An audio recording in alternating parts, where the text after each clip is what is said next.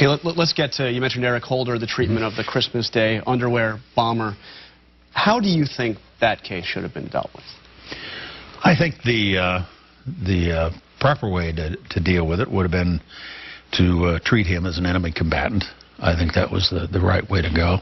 The thing I learned from watching that process unfold, though, was that the administration really wasn't equipped to deal with the aftermath of an attempted attack against the United States, in the sense that they didn't know what to do with the guy. There was talk earlier, after they dismantled the system we'd put in place for prisoner interrogation of high-value detainees.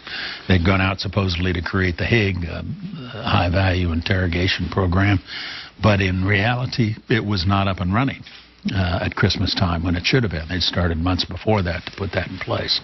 They need a process, a set of institutions that they can fall back on. Now, admittedly, this is hard. We had a hard time dealing with this. You've got the Supreme Court on one side that is going to evaluate everything you do, and you got to be careful with that. The Congress gets involved in it.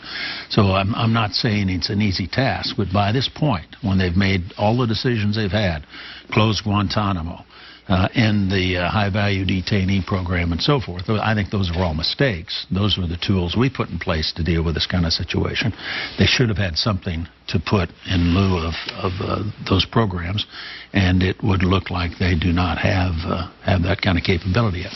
If you have somebody in custody like Abdul-Muttalib, after just trying to blow up an airliner, and you think he has information on another attack, I mean, do you think that those enhanced interrogation techniques should have been used? I mean, do you think that he should have been, for instance, subject to everything, including waterboarding? Well, I think the professionals need to make that judgment. We've got people we had in our administration, I'm sure they're still there, many of them were career personnel, who are experts in this subject. And they are the ones that you ought to turn somebody like Abdul-Muttalib over to. Let them be the judge of whether or not he's prepared to cooperate and how they can best achieve his cooperation. But you believe they should have had the option of everything up to and including waterboarding? I think you ought to have all of those capabilities on the table. Now, President Obama has taken them off the table. You know, he announced when he came in last year that they would never use anything other than the U.S. Army manual, which doesn't include those techniques. I think that's a mistake. Okay, so was it a mistake when your administration took on the Richard Reed case? This is very similar. This was somebody that was trying to blow up an airliner with a shoe bomb. And he was, within 5 minutes of getting taken off that plane, read his Miranda rights 4 times, in fact, in the 48 hours, and tried through the civilian system. Was that a mistake? Well, first of all, I believe he was not tried. He pled guilty. They never did end up having a trial. Secondly, when this came up, as I recall, it was December of '01, just a couple of months after 9/11. We were not yet operational with the military commissions. We hadn't had all the Supreme Court decisions handed down about what we could and couldn't do with the commissions. But you still had an option to put him into military custody. Well, we could have put him into military custody. I don't question that. Point is, in this particular case, all of that was never worked out, primarily because he pled guilty. Now, I'd like to read you something that the sentencing judge, giving him his life sentence, read to Richard Reed at the time of that sentencing. Here it is. He said to Reed, "You are not an enemy combatant. You are a terrorist. You are not a soldier in any war. To give you that reference, to call you a soldier gives you far too much stature. We do not negotiate with terrorists. We hunt them down one by one and bring them to justice." The judge in that case was a Reagan appointee. Doesn't he make a good point? Well, I don't think so, in the sense that if you interpret that as taking it to the point where all of these people are going to be treated as though they're guilty of individual criminal acts. I want to come back again to the basic point I tried to make at the outset, John. And up until 9/11, all terrorist attacks were criminal acts. After 9/11, we made the decision that these were acts of war. These were strategic threats to the United States. Once you make that judgment, then you can use a much broader range of tools in terms of going after your adversary. You go after those who provide them safe harbor and sanctuary. You go after those who finance them, those who provide weapons for them, those who train them. And you treat them as unlawful enemy combatants. There's a huge distinction here. in terms of the kinds of policies you put in place going forward. And what I'm most concerned about isn't so much arguing about all the stuff in the past about what happened to Abdul Muttalib or Richard Reed.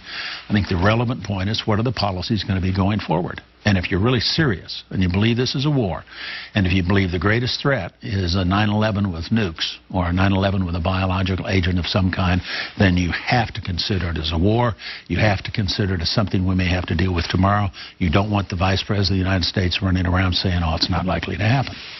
Now, on that question of trying, dealing with as enemy combatants or through the criminal justice system, I came across this. This is a document that was put out by the Bush Justice Department under Attorney General Ashcroft, covering the years 2001 to 2005. And if you go right to page 1, they actually tout the criminal prosecutions of terror suspects, saying, altogether, the department has brought charges against 375 individuals in terrorism-related investigations and has convicted 195 to date. That was 2005.